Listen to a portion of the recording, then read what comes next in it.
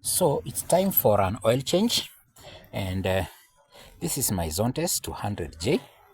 Okay, this is 200cc. Okay, so it's time for an oil change. I normally do this oil change every 2,000 to 3,000 kilometers. I haven't really been following it on the odometer, but I feel it's time to do an oil change. Okay, so I'm in my usual location. You can see a very serene surrounding. Okay, so I've got a few things that I need to do. This number one, I have the oil. Okay, this is mag. This is mag lubricants. This is by mag, and I'm using 10W40. This is a fully synthetic oil. Okay, and it's bound to last me for about 2,000 to 3,000 kilometers. Actually, the dealer says up to 4,000 kilometers, but I usually don't do to that extent, because as you are aware with motorcycle oil, engine oil, it is not like in the automotive world or in the cars, whereby the oil only lubricates and cools the engine and performs other functions in the engine alone. But in the motorcycle, you have functions whereby you have lubrication, you have cooling, and then you have the gears and the clutch, which also run into the same oil. So this oil gets to perform more functions and also gets to get darker sooner, and it might not very advisable to keep it that long. So I normally do my oil changes every about 2,000 kilometers. So as you can see through this window here, you can see there is no oil. There is no oil level. Okay, but when I tilt the bike slightly forward, you can see you can see where the oil level is. Okay, so as long as you can see the oil through that window, then you have sufficient. But I'm just going to drain it, and I'm actually going to measure it, and I will report that in a separate video. The oil that have been I used a lighter oil of the grade of 10W30, which was a Honda oil, and I realized that I was getting issues with oil consumption. So at one point when I was draining the oil, I just found I had about half of it left. Okay, so using thinner oils leads to oil consumption in this particular machine. But it's also important to pay attention to the specifications of these manufacturers, because you need oil that has got a high flash point, meaning that when it reaches the operating temperatures, it doesn't evaporate and it doesn't get consumed. Okay, so among the things that are important to keep checking your bike is that you can see here, this is a carbureted bike. Okay, and just see what I found here. I've just found this nut here. This nut that is completely loose. This nut that is joining, the carburetor to the intake. This nut here, just completely loose and off. And you could also see a bit of, this seepage of air mixed with fuel from the carburetor.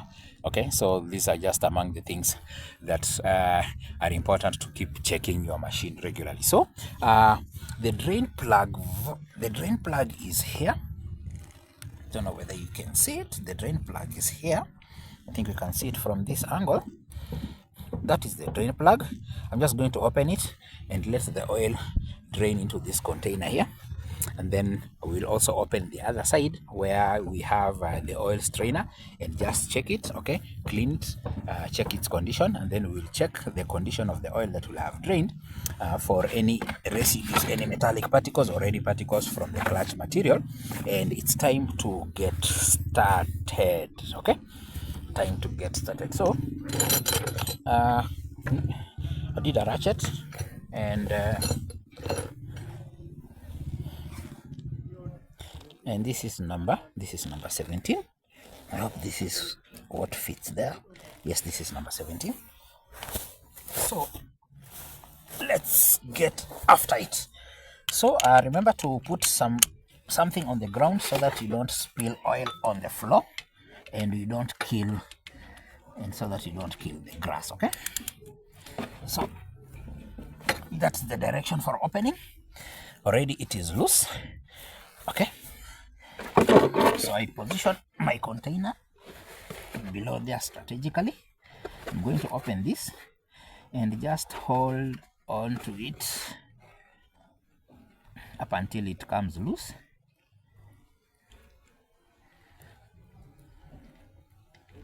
Then release it at once. And there you go. So among the things to pay attention to is this oil drain plug. This oil drain plug has a magnetic tip, and this tip normally collects residues, and can collect metal particles from the engine in case the engine is, wearing, and because there is that wear and tear from the engine. You can see this tip over here is normally metallic, so it's also good to inspect it and see what material it holds. And for this one, I can see it is very clean. There's nothing much. There's nothing much as you can see, it is just this blackening. I don't see any metal particles attached to it, so which is a good thing. Okay, so as you can see, the oil that is draining here, it's very dark, and this one looks like it is already less than half a liter. This one looks like it is less than 1 liter. So I'm suspecting that we had some oil consumption, because this is not 1 liter definitely. Okay, so let's go to the other side so that we get the oil strainer out and we just check it as well. So we get to the other side.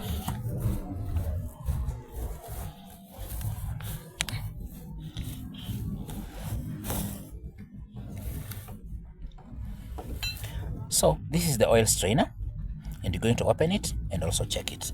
So I have my material for wiping it.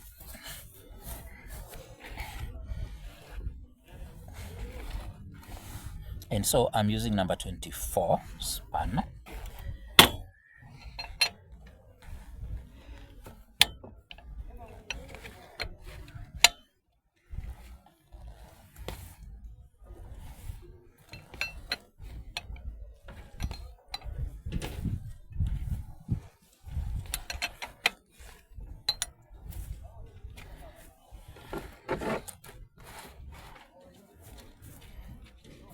So this is like the oil filter that we see in the cars, but this one is not replaceable. We just wipe it and we return it. Okay, so we're also going to check for the same components that we are checking for in the drain plug. Okay, so this one doesn't want to come out. Normally it comes out with this spring, and there we go, and it's here. Lo and behold,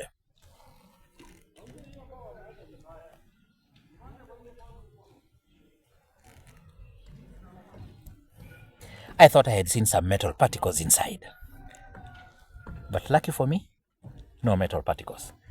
Good. No clutch material on it. Good. So you have to wait until the engine stops draining completely, until those droplets stop draining. Okay, but meanwhile, I'm just cleaning this strainer. Just cleaning it. And the spring. And then we do what? We return it. And just as a matter of precaution, I will also clean some of this oil so that oil remains as dry as it should, so that we get out as much oil as we can.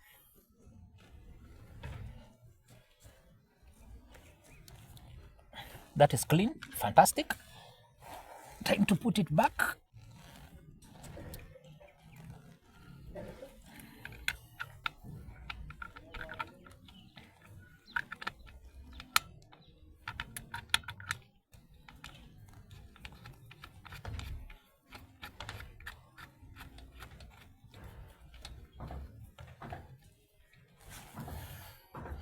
and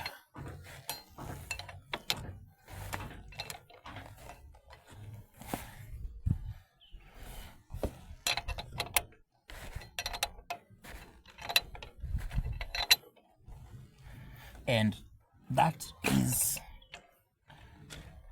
done. Great. That amount of pressure is just enough. So now you can see a few more droplets still coming out. Okay, so I'll just tilt the bike forward backwards just to make sure that all the oil gets drained. Then we'll close the drain plug and then we'll refill with 1 liter of the fully synthetic oil. Now it's the first time I'm trying the MAG Lubricants brand. Okay, it's the very first time, and while I was collecting it yesterday from the area of Syokimau, the dealer was very courteous and very friendly. Actually, I ended up being given a bottle of water and a free t-shirt. Okay, so that was very kind of the dealer and very considerate, considering the state of the economy. But since it's the first time that I'm trying the lubricants, this type of oil, I am going to give my review after or when I am doing my other service, which should be probably about 2,000 kilometers from now. So I will give my reviews concerning this particular brand called Glide T by MAG Lubricants. So the whole of this is going through here.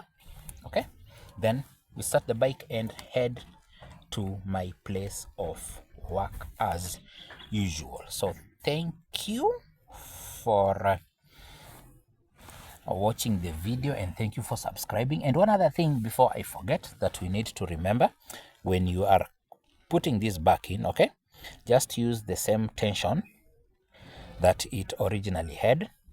And one other thing to remember is you need to check that there are no leakages from the drain plug and no leakages from the strainer.